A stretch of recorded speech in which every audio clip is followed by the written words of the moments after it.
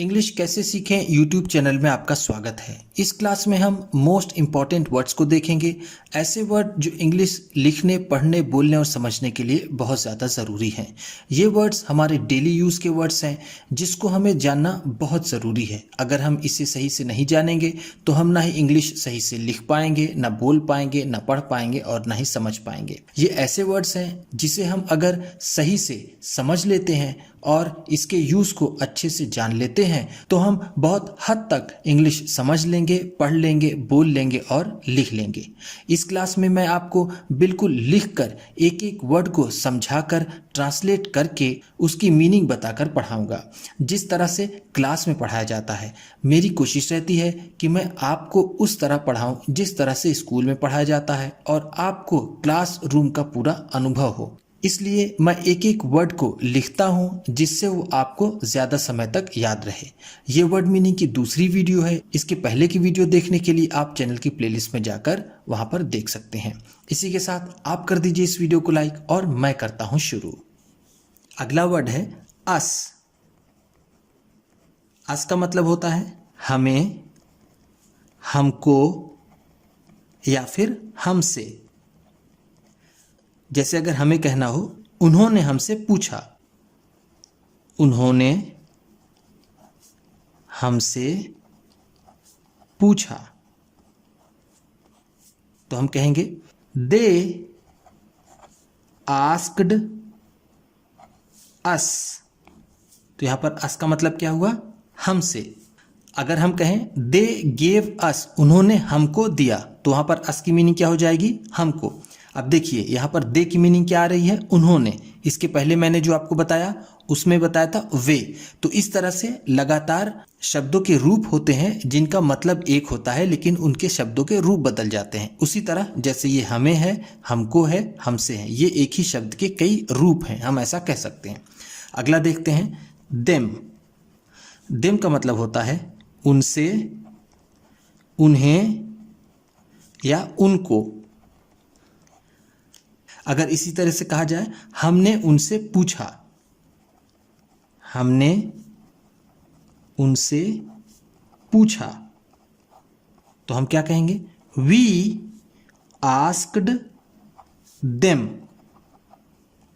देखिए देम की मीनिंग क्या आई? उनसे। या अगर हम कहें कि हमने उन्हें दिया, वी गेव देम, तो वहां पर देम की मीनिंग हो जाएगी उन्हें। तो इसी तरह से आपको समझना है शब्दों के रूप को। अगला है हिम। हिम का मतलब हम जानते हैं उसका या फिर उसे। ये मेल के लिए आता है। मेल का मतलब है ये पुलिंग के लिए आता है, मैस्कुलिन जेंडर के लिए। अगर कहा जाए कि मैंने उसे एक किताब दी, मैंने उसे एक किताब दी, तो हम इसे कहेंगे I gave him a book. तो यहां पर देखिए हिम किसकी मीनिंग ले रहा है? ये ले रहा है उसे की। अगला देखते हैं हर। ये बिल्कुल उसी का फेमिनिन जेंडर है, उसी का स्त्रीलिंग है हिम का। इसको हम कहेंगे उसकी, उसे या फिर उसका भी कह सकते हैं, जैसे इस सेंटेंस में आपको बताता हूं। मैंने उसकी मदद की, मैंने उसकी मदद की, तो हम कहेंगे आई हेल्प्ड हर। अब देखिए यहां पर हर कौन सी मीनिंग ले रहा है? उसकी। अगला है वॉट। वॉट का मतलब तो होता है क्या, लेकिन अगर ये शुरू में रहे तो, अगर ये बीच में आता है तो इसका मतलब हो जाता है जो। जैसे तुम क्या कर रहे हो? तुम क्या कर रहे हो? What are you doing?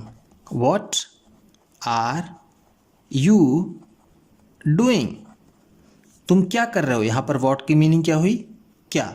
अगर इसी को कहा जाए मैं वही करना चाहता हूं जो मैं कर सकता हूं, अगर हम इसे कहें तो कहेंगे I want to do, I want to do, मैं करना चाहता हूँ, what I can, जो मैं कर सकता हूँ। तो यहाँ पर what की मीनिंग क्या हुई, जो। अगला है who का मतलब एक होता है कौन और एक होता है जो। ये किसी आदमी के संबंध में होता है, जैसे वो आदमी कौन है, वो आदमी यानी वह, ठीक। कौन है, तो इसे कहेंगे हम हु इज दैट मैन, वो आदमी कौन है। यहां पर हु की मीनिंग क्या हुई, कौन। अगर जो का सेंस लेना है तो मेरा एक दोस्त है जो मेरी मदद करता है, तो उसको हम कहेंगे I have a friend, I have a friend, मेरा एक दोस्त है। हु हेल्प्स मी, जो मेरी मदद करता है। अगला है विच का मतलब होता है एक, जो, और एक होता है कौन सा या फिर जो। अगर बीच में आता है तो उसका मतलब होता है जो, और पहले आता है तो उसका मतलब होता है कौन। अगर ये सारे words what, who, which, why अगर ये पहले आ जाते हैं तो ये सवाल बना देते हैं, अगर बीच में आते हैं तो दो वाक्यों को ये जोड़ते हैं। इसकी उदाहरण को ले लेते हैं। तुम्हें कौन सी किताब सबसे ज़्यादा पसंद है, तो हम कहेंगे which book do you like most. जगह न रहने की वजह से मैं उसकी हिंदी नहीं लिख रहा हूँ, लेकिन आप उसको समझते चलिएगा। मैंने कहा कि तुम्हें कौन सी किताब सबसे ज़्यादा पसंद है, तो विच बुक, कौन सी किताब, डू यू लाइक मोस्ट, सबसे ज़्यादा पसंद करते हो। मोस्ट का मतलब है सबसे ज़्यादा, विच का मतलब होगा कौन सी या फिर कौन सा। और अगर यही चीज़ बीच में आ जाए तो हम कह सकते हैं ये वही कार है जिसे मैंने पिछले महीने खरीदा था। अगर हमें इसे कहना है तो हम कहेंगे दिस इज दैट कार, ये वही कार है, विच आई बॉट लास्ट मंथ, जिसे मैंने पिछले महीने खरीदा। विच का मतलब यहां पर क्या होगा, जिसे या फिर जो। वीडियो पसंद आ रही होगी तो उसे लाइक करते हुए चलिएगा।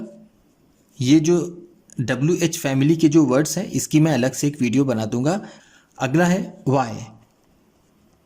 वाई का मतलब होता है क्यों। इसको देखते हैं। तुम क्यों जा रहे हो, तुम क्यों जा रहे हो, तो इसे कहेंगे वाई आर यू गोइंग। यहां पर वाई की मीनिंग क्या होगी, क्यों। अगला है वेन का भी मतलब अगर ये शुरू में रहे तो इसका मतलब कब, और बीच में रहे तो जब। हम सिर्फ यहां पर पहले वाली मीनिंग लेंगे, कब वाली। वह कब पहुंचा, वह कब पहुंचा, तो हम इसे कहेंगे when did he arrive. Arrive का मतलब होता है पहुंचना। अगला है हाउ का मतलब होता है कैसे, किस तरह से, इसकी मीनिंग निकल कर आती है। हम इसे यहां पर किस तरह भी कह सकते हैं, किस तरह। तुम्हारी छुट्टी कैसी थी, तुम्हारी छुट्टी कैसी थी, तो इसे कहेंगे how was your holiday. Holiday का मतलब क्या होता है, छुट्टी का दिन या फिर छुट्टी। हाउ का मतलब कैसी या फिर कैसे या कैसा। किस तरह का यूज़ कैसे होगा, तो अगर कोई मशीन है या फिर कोई ऐसी चीज़ है जिसके बारे में आप पूछना चाहते हैं ये काम कैसे करती है, ये काम कैसे करती है, तो आप इसे इंग्लिश में कैसे कहेंगे, हाउ डज इट वर्क, ये काम कैसे करती है। तो चलिए देखते हैं अगला वर्ड। वेयर, वेयर का मतलब होता है कहाँ और जहाँ। इसकी दो मीनिंग होती है, जैसे आपने पिछले वर्ड्स में देखा था। तुम कहाँ रहते हो, तुम कहाँ रहते हो। वेयर डू यू लीव, तुम कहाँ रहते हो। अगर जहाँ की मीनिंग लेनी हो तो हम कह सकते हैं कि एक गांव में हम रुके जहाँ पर हमने खाना खाया, ऐसा हम कह सकते हैं। अगर इंग्लिश में इसे कहें तो हम कह सकते हैं वी रीच्ड, हम पहुँचे, अ विलेज, एक गांव, वेयर, जहाँ पर, वी एट, जहाँ पर हमने खाना खाया। यहाँ पर वेयर का मतलब क्या होगा, जहाँ। चलिए देखते हैं अगला है what for. What for, what for का मतलब होता है किस लिए, किस लिए। अगर इसे कहना हो तो तुमने ऐसा किस लिए कहा, किस लिए कहा। तो हम इसे कह सकते हैं वॉट डिड यू से फॉर। देखिए यहाँ पर फॉर यहाँ पर भी लग सकता है, ये इसका पेयर बना करके। अगला है what ever. What ever, what ever का मतलब होता है चाहे जो, चाहे जो, या फिर चाहे के सेंस में ये आता है। तुम जो मांगो मैं दूंगा। What ever you ask for, what ever you ask for. Ask for का मतलब होता है मांगना। तुम चाहे जो मांगो, आई विल गिव यू, मैं तुम्हें दूंगा। तो यहां पर हमने देखा वॉट एवर का मतलब होगा चाहे। वेन एवर, वेन एवर इसका मतलब होता है जब भी, जब भी। तो हम इसे कहते हैं जब भी तुम आओगे मैं तुम्हारी मदद करूंगा। तो इसे हम कहेंगे वेन एवर। हिंदी इसलिए नहीं लिख रहा हूं क्योंकि स्पेस थोड़ा कम है और सेंटेंस बहुत लंबा हो जाएगा, इसलिए आप ध्यान से सुनिए। जो मैंने हिंदी में कहा उसका ट्रांसलेशन में इंग्लिश यहाँ लिख रहा हूँ। जब भी तुम आओगे मैं तुम्हारी मदद करूँगा, इसको हम कहेंगे when ever you come. I will help you, जब भी तुम आओगे मैं तुम्हारी मदद करूँगा। वेन एवर का मतलब होगा जब भी। फ्रॉम वेयर, कहाँ से। फ्रॉम वेयर का मतलब होगा कहाँ से। तुम कहाँ से हो, तुम कहाँ से हो। जो छोटा सेंटेंस होता है उसको मैं लिख देता हूँ, बड़ा सेंटेंस आप ध्यान से सुना कीजिए। फ्रॉम वेयर यू आर, तुम कहाँ से हो। फ्रॉम वेयर का मतलब होगा कहाँ से। विथ whom, किसके साथ, किसके साथ। विथ whom का मतलब किसके साथ। तुम किसके साथ आए, तुम किसके साथ आए। विथ whom यू केम, तुम किसके साथ आए। विथ whom का मतलब होगा किसके साथ। अगला है एट वॉट टाइम, कब।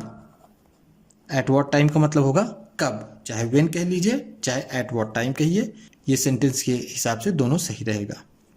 तुम कब आए, तुम कब आए। At what time you came. अगला है हाउ मच, कितना। हाउ मच का मतलब होता है कितना। अगर आप कोई सामान खरीद रहे हैं, ये कितने का है, मैं कितना पैसा दूं, अगर ये सब कहना चाहें आप तो मैं कितना दूं, मैं कितना दूं या फिर कितना पैसा अदा करूं, तो हाउ मच शुड आई पे।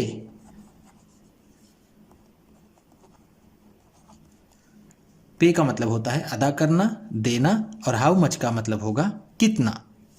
अगला है हाउ मेनी टाइम्स, कितनी बार, कितनी बार। अगर हम इसे कहें मैंने तुम्हें कितनी बार समझाया, how many times, how many times I made you understand, made you understand. मैंने तुम्हें कितनी बार समझाया, मेड यू अंडरस्टैंड का मतलब है समझाया, हाउ मेनी टाइम्स कितनी बार। हाउ लॉन्ग, इसका दो मतलब होगा, एक होगा कितना लंबा या फिर कितना समय, कितना समय। तो हम इसे कहें कितनी देर लगेगी, आपको कहना है कितनी देर लगेगी, तो आप कहेंगे how long it will take, कितनी देर लगेगी। अगर आपको किसी की हाइट पूछनी है, तुम कितने लंबे हो, तो हाउ लॉन्ग यू आर ऐसे भी पूछ सकते हैं। तो वहां पर हाउ लॉन्ग की मीनिंग होगी कितना लंबा, तुम कितने लंबे हो। एनीवन, कोई भी, कोई भी, कोई भी आ सकता है, कोई भी आ सकता है, तो हम इसे कहेंगे एनीवन कैन कम। यहां क्वेश्चन मार्क नहीं होगा, एनीवन का मतलब हुआ कोई भी। नो वन, कोई नहीं, कोई नहीं, ये एनीवन का उल्टा ही समझिए। अगर आपको कहना हो ऐसा कोई नहीं कर सकता, तो आप कहेंगे no one can do this. इसे कोई नहीं कर सकता या फिर ऐसा कोई नहीं कर सकता। एवरीवन, सभी, क्या होगा, एवरीवन का मतलब क्या होता है, सभी, प्रत्येक। अगर आपको कहना है सब आ सकते हैं, सब आ सकते हैं। एवरीवन कैन कम, सब आ सकते हैं। एवरीवन का मतलब होगा सभी या फिर सब। एक बात ध्यान दीजिएगा, एवरीवन का मतलब भले प्लूरल में आता है, सब में आता है, लेकिन इसके साथ हमेशा सिंगुलर वर्ब लगती है। जैसे अगर आपको कहना हुआ सब आते हैं, अगर आप कहते हैं सब आते हैं, तो आपको कहना होगा एवरीवन कम्स, एवरीवन कम्स, सब आते हैं, तो यहाँ एस लगेगा। भले इसका मतलब प्लूरल में होता है, सभी के लिए होता है। अगर वही चीज हो आप ऑल के साथ लिखेंगे, सब आते हैं, तो ऑल कम हो जाएगा, फिर कम्स नहीं रहेगा। इस बात को ध्यान दीजिएगा। एवरीवन का मतलब प्लूरल में जरूर निकलता है, लेकिन इसके साथ सिंगुलर वर्ब आती है। एवरीथिंग, सब कुछ, सब कुछ। मैं तुम्हें सब कुछ दे सकता हूं, तो आप कहेंगे I can give you everything. Everything का मतलब होगा सब कुछ। नथिंग, नथिंग का मतलब है कुछ नहीं, ये इसका एवरीथिंग का ऑपोजिट है, नथिंग। मैं तुम्हें कुछ नहीं दूंगा, तो आप कहेंगे आई will give you nothing। nothing का मतलब होगा कुछ नहीं। some का मतलब होता है कुछ। मेरे पास कुछ पैसे हैं। I have some money। some का मतलब होगा कुछ। all का मतलब सभी। सभी उपस्थित हैं। सभी उपस्थित हैं तो हम कहेंगे ऑल प्रेजेंट। ऑल का मतलब होगा सभी।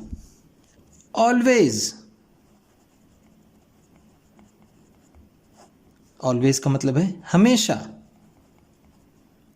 मैं हमेशा सच बोलता हूं तो आप कहेंगे आई ऑलवेज स्पीक ट्रूथ। मैं हमेशा सच बोलता हूं। ऑलवेज का मतलब होगा हमेशा। इसी का ऑपोजिट एक वर्ड होता है नेवर। नेवर का मतलब होता है कभी नहीं। कभी नहीं। मैं कभी झूठ नहीं बोलता तो कहेंगे I never tell a lie. Never का मतलब होगा कभी नहीं। तो इसी के साथ ये क्लास मैं यहीं समाप्त करता हूं। अगली फिर क्लास लेकर आऊंगा मैं वर्ड मीनिंग्स की। उम्मीद करता हूं कि इस क्लास में बताई गई वर्ड मीनिंग्स और सेंटेंसेस आपको अच्छे लगे होंगे। सबसे अच्छा वर्ड कौन सा लगा इसे कमेंट बॉक्स में ज़रूर बताइएगा। अगर आप चैनल पर नए हैं और चैनल को सब्सक्राइब नहीं किया है तो चैनल को सब्सक्राइब कर लीजिए, क्योंकि इसी तरह की आपको ढेर सारी इंग्लिश की वीडियोस मिलने वाली हैं। चैनल की प्लेलिस्ट में जाकर आप ढेर सारी ट्रांसलेशन की वीडियोस, रीडिंग की वीडियोस देख सकते हैं और अपनी इंग्लिश अच्छी कर सकते हैं। एक रिक्वेस्ट आपसे और है कि ये वीडियो किसी न किसी अपने दोस्त को, परिवार वाले को, मित्र को शेयर भी ज़रूर कर दीजिएगा। तो चलिए मिलते हैं फिर अगली वीडियो में।